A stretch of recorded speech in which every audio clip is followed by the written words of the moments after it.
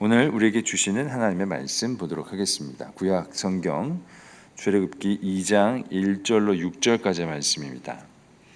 제가 가지고 있는 구약 성경 83면에 있는 출애굽기 2장 1절로 6절까지의 말씀입니다. 저와 여러분들 한 절씩 교독드리도록 하겠습니다. 출애굽기 2장 1절로 6절까지의 말씀입니다. 레위 가족 중 한 사람이 가서 레위 여자에게 장가들어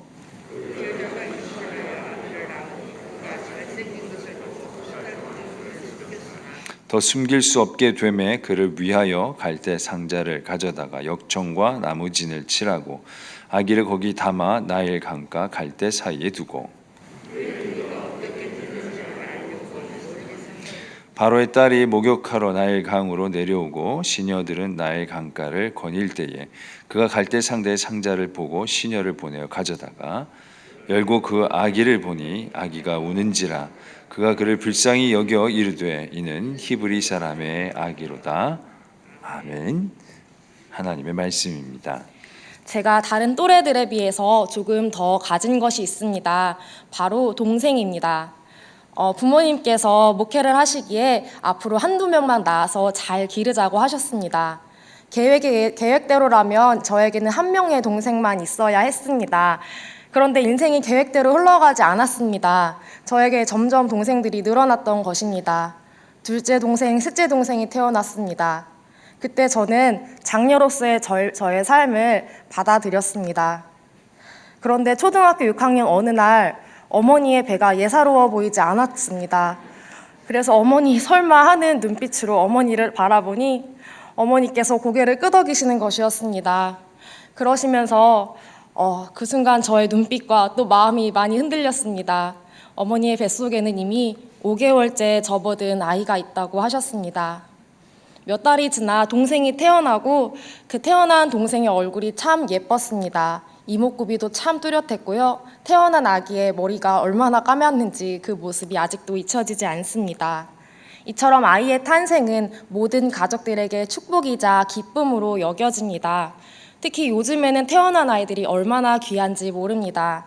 학교에는 학생 수가 들어가서 학급 수도 줄어들고 학교가 없어진다는 이야기들이 들립니다.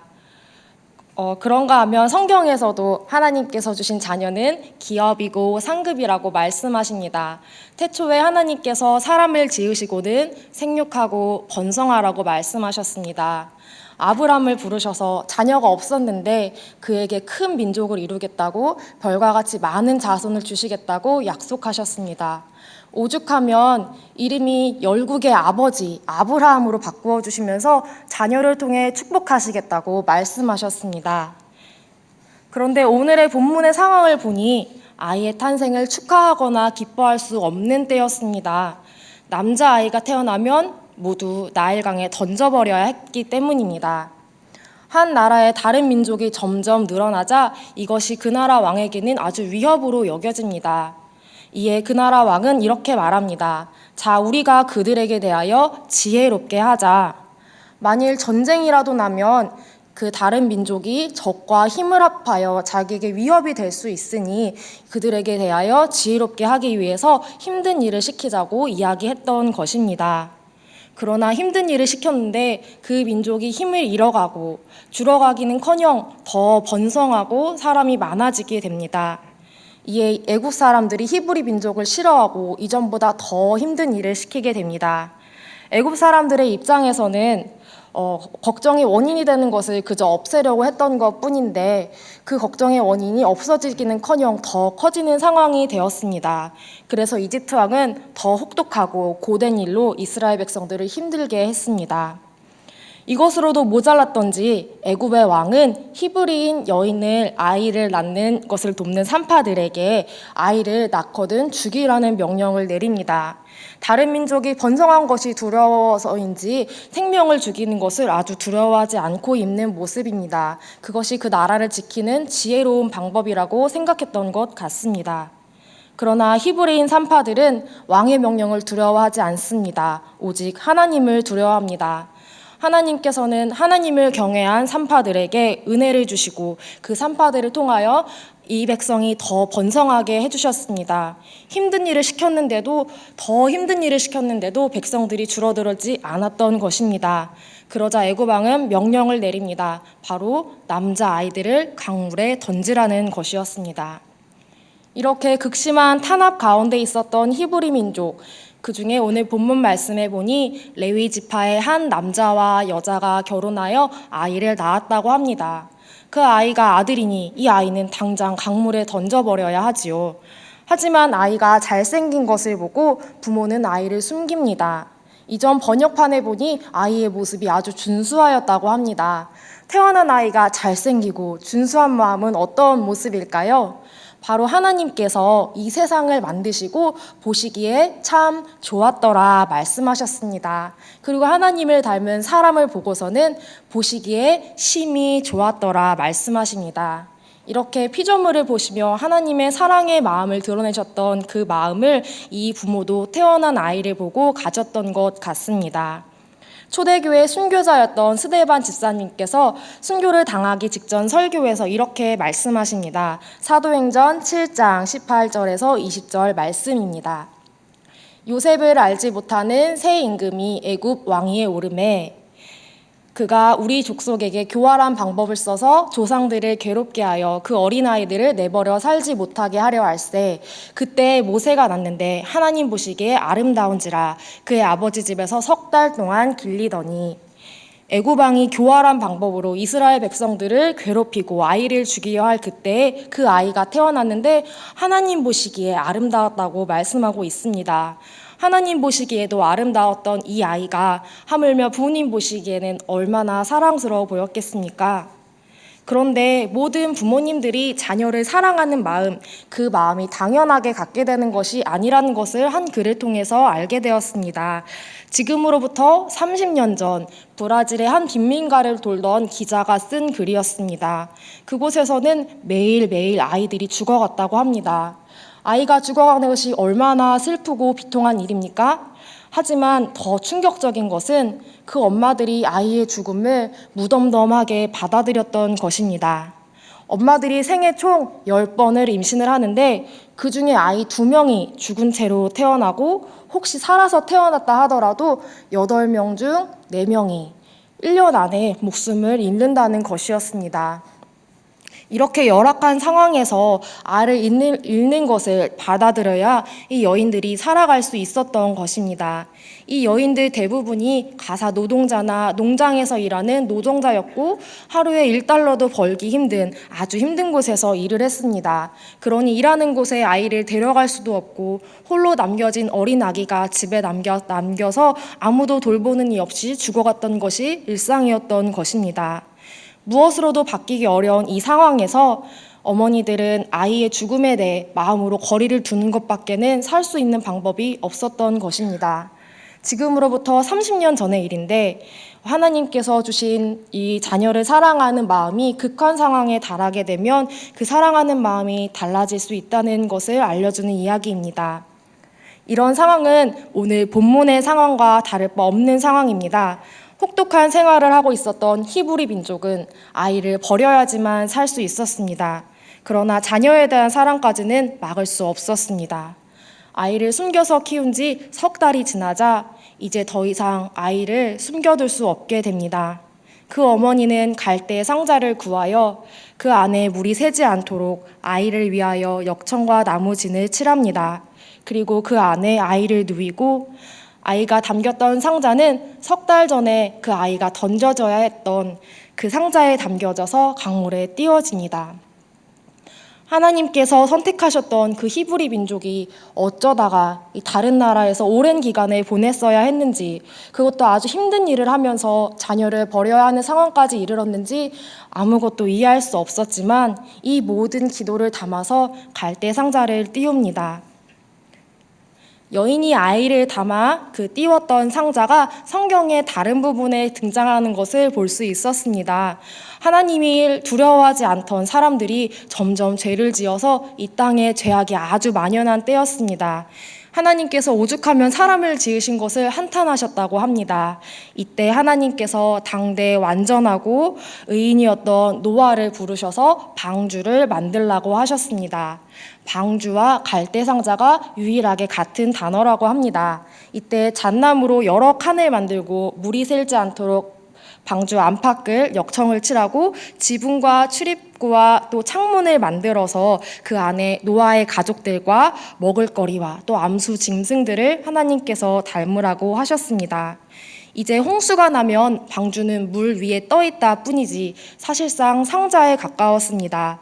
왜냐하면 방주도 상자도 스스로 움직일 수도 없었고 이쪽으로 갈지 저쪽으로 갈지 방향을 정할 수도 없었기 때문입니다.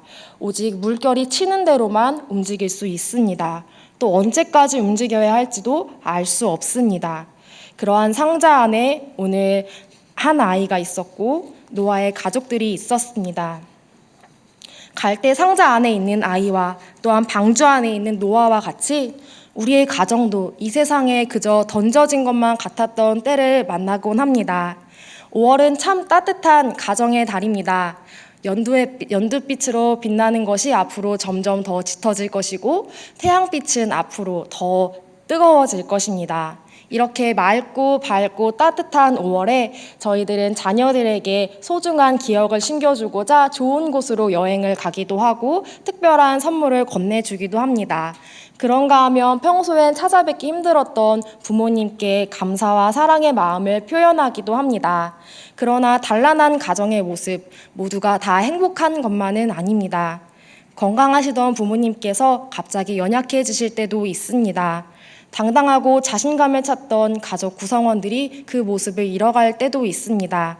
품 안에 있던 자녀들을 새로운 환경에 적응도 시켜야 하고 때로는 가족들의 원치 않는 이별을 경험할 때도 있습니다. 자녀들의 몸과 마음이 아파 눈물로 기도하시는 분들도 계실 것입니다. 분명 하나님께서 이루신 가정인데 이 가정 스스로가 세워지기 어려운 때를 저희가 마주하기도 하는 것입니다. 특히 코로나19로 감염자와 밀접 접촉을 하게 되면 저희가 자가격리에 들어가야 합니다. 감염자와 접촉됐다고 하면 얼마나 많은 걱정이 드는지 모릅니다. 혹시 나에게 아픈 건강에 문제는 생기는 것이 아닌지, 가까운 사람들에게 폐를 끼치는 것은 아닌지, 우리의 생업에 문제가 생기는 것이 아닌지 여러 가지 혼란들이 우리의 마음을 뒤흔들기도 합니다. 그런데 자가격리를 가족들과 함께 들어가야 하는 경우를 생각해 보면 더 큰 어려움과 갈등들을 만나게 될 것 같습니다. 직장 생활을 하시는 분들은 직장에서 하셔야 하는 일을 집에서 하려다 보니 새롭게 적응해야 되고 필요한 시간들이 있습니다. 집안 살림을 하시는 분들은 온 가족과 함께 삼시세끼 24시간을 보내셔야 하니 먹이고 치우고 준비하는 시간으로 몇 날 며칠을 반복해야 하시는지 모르겠습니다. 그런가 하면 학업을 하는 경우 온라인 수업, 원격 수업, 또 온갖 과제들을 한 공간에서 해야 하니 학습 효율을 올리는 것도 참 쉽지 않을 것만 같습니다. 이렇게 각자의 역할에만 충실하는 것도 쉽지 않은데 이 모든 것이 한 공간에서 이루어지다 보면 서로의 영역을 침범하게 되기도 하고 예상치 못한 갈등들이 가정 안에서 일어날 수 있다는 이야기를 듣게 됩니다. 또한 아이가 자라남에 따라 또 챙겨야 할 것이 왜 이렇게 많은지 모르겠습니다. 또 오랜 기간 해묵은 가족들 간의 감정들은 왜 이렇게 풀기가 어려운지, 우리 가족이 어디로 가야 할지, 내가 무엇을 할 수 있을지, 가족들이 잘 되기를 누구보다 진심으로 바라고 기도하고 있는데 서로의 진심을 헤아리기가 참 어려운 것 같습니다. 한 가족이 무심코 던진 말에 마음의 문을 닫기도 하고 여러 가지 우리가 할 수 없는 문제를 마주할 때면 과연 우리가 할 수 있는 일이 무엇인지 묻게 되는 때를 만나는 것 같습니다. 스스로 움직일 수도 없고 어디로 가야 할지 알지 못하는 우리들의 가정처럼 오늘의 갈대상자도 스스로 움직일 수 없고 방향을 정할 수도 없었습니다. 그런데 그 갈대상자가 강에 띄워졌을 때 바로의 딸이 그 강가를 거닐고 있습니다. 이후에 어떤 일이 일어나시는지 성도님들 아주 잘 알고 계시지요. 바로의 딸이 갈대 상자에 담긴 아기를 보고 단번에 히브리인 아이임을 알아차립니다. 그 당시 수많은 남자아이들이 강물에 던져졌을 텐데 바로의 딸은 아이를 보고서는 무심코 넘겨버리지 않습니다. 그 아이를 보고 불쌍한 마음을 갖게 됩니다. 그리고 이 아이는 자라 이집트 공주의 아들이 되었습니다. 또한 이 아이는 하나님께서 자기 백성을 이집트에서 나오는 것을 이끌게 됩니다. 바로 모세입니다. 아이가 담겼던 상자는 그저 강물에 목숨을 내맡긴 상자가 아니었습니다. 장차 이스라엘 백성들을 이집트에서 이끌어내는 구원의 상자가 되었습니다. 스스로 움직일 수도 없고 가야 할 방향을 알 수 없을 때 히브리 민족의 신음소리를 들으시는 하나님께서 아이를 살리시고 또한 그 백성을 구원하시기 시작하셨던 것입니다. 이와 마찬가지로 온갖 죄악으로 썩을 대로 썩은 땅을 심판하시겠다고 하셨으면서도 하나님께서는 방주를 지으라고 명하시고 그 안에 생명과 약속을 담으셨습니다. 오늘 본문의 모세의 어머니도 노아도 하나님 말씀에 준행하며 하나님께 자신을, 아이를, 자신의 가정들을 온전히 맡겼습니다. 온전히 맡기는 것은 하나님께 맡기기만 하고 아무런 행동을 취하지 말아라. 하나님이 하실 것이니 그곳에 더 이상 마음을 두지 말아라 하는 것과는 다릅니다. 모세의 어머니가 갈대 상자를 띄우고 그냥 포기한 것이 아니었습니다. 누이를 시켜서 끝까지 그 갈대 상자가 어디로 가는지 지켜보도록 하였습니다. 자신이 위험에 처할 수도 있고 어떤 상황이 발생할 수 있을지 알 수 없었지만 그 상자에서 시선을 거두지 않았습니다. 방주 안에서의 삶도 마찬가지입니다. 가족들이 방주 안에 머물렀던 기간은 1년하고도 17일이었다고 합니다.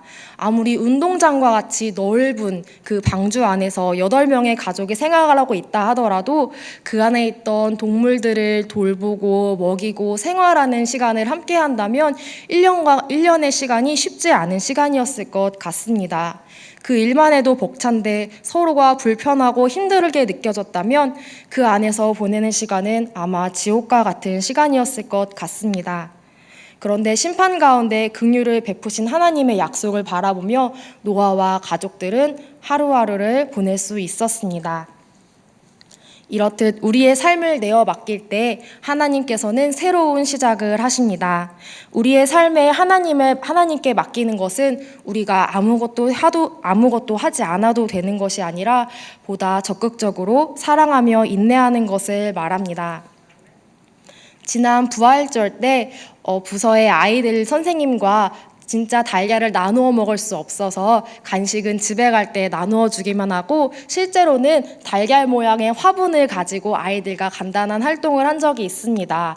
그 화분 안에는 콩이 씨앗으로 들어 있었는데요. 그 콩에는 9가지 성령의 열매가 새겨져 있었습니다.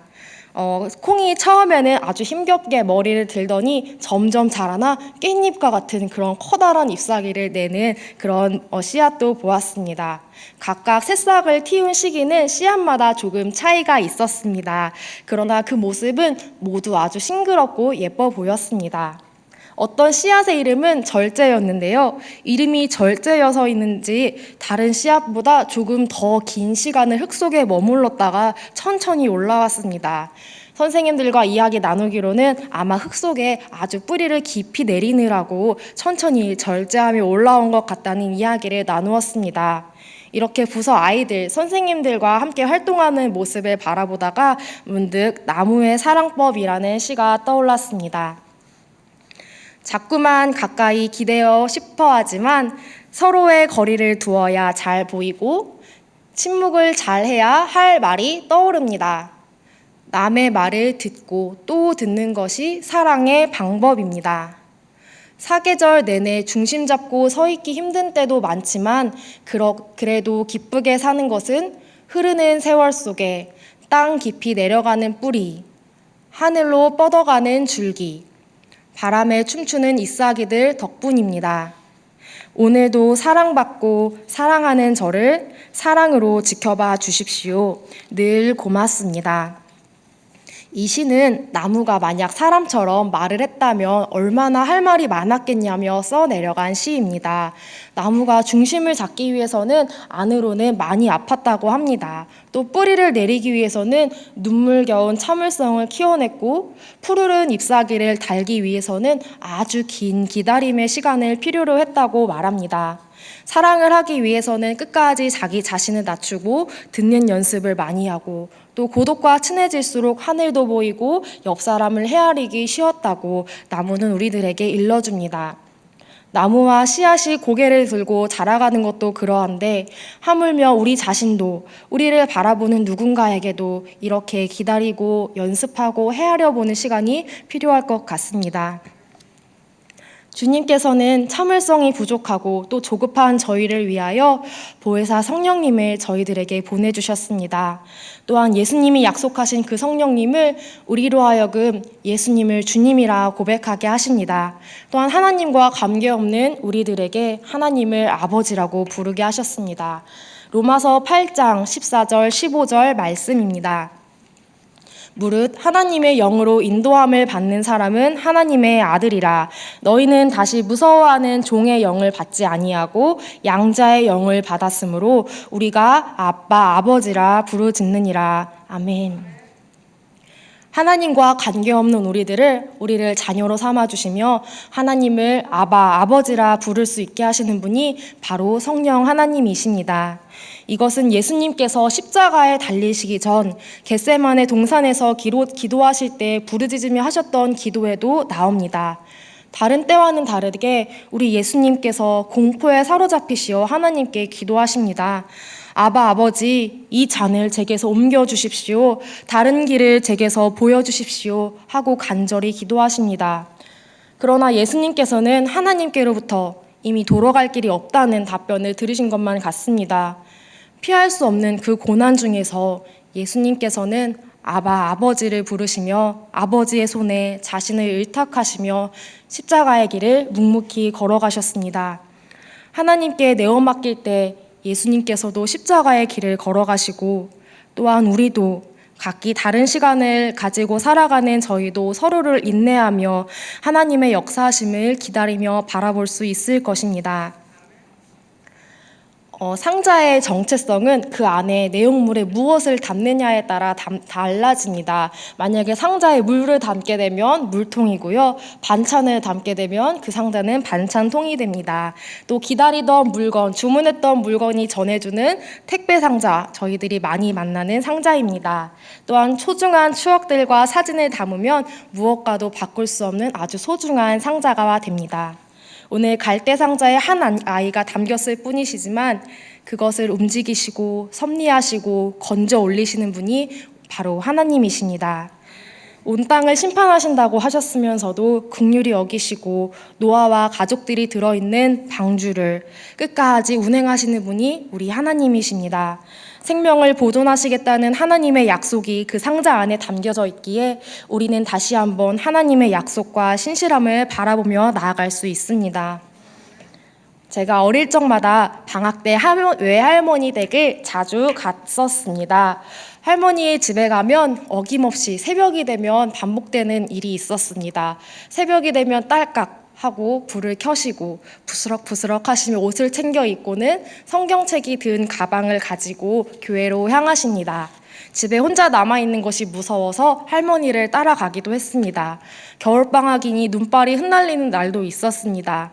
눈으로 하얗게 쌓인 도로는 그것을 뽀드득 소리를 내며 걸어간 길이 재미있었던 기억이 납니다.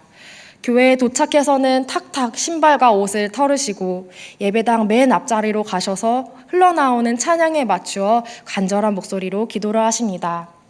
하나님, 우리 아들 잘 되게 해주세요. 우리 딸을 불쌍히 여겨주세요. 우리 사랑하는 손자 손녀들 하나님께서 지켜주세요. 우리 교회를 위해서 선교사님들을 위해서 기도를 하시며 눈물을 주르르 흘리시던 그런 모습이 기억에 납니다.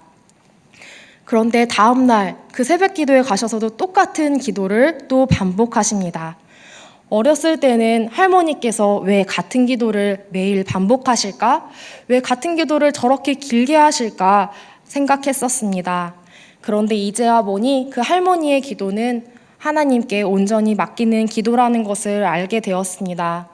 아무것도 할 수 없어서가 아니라 모든 것이 하나님의 손에 있음을 알기에 하나님께 온전히 내어 맡기는 기도였고 긴 세월 동안 얻은 신앙의 지혜였습니다.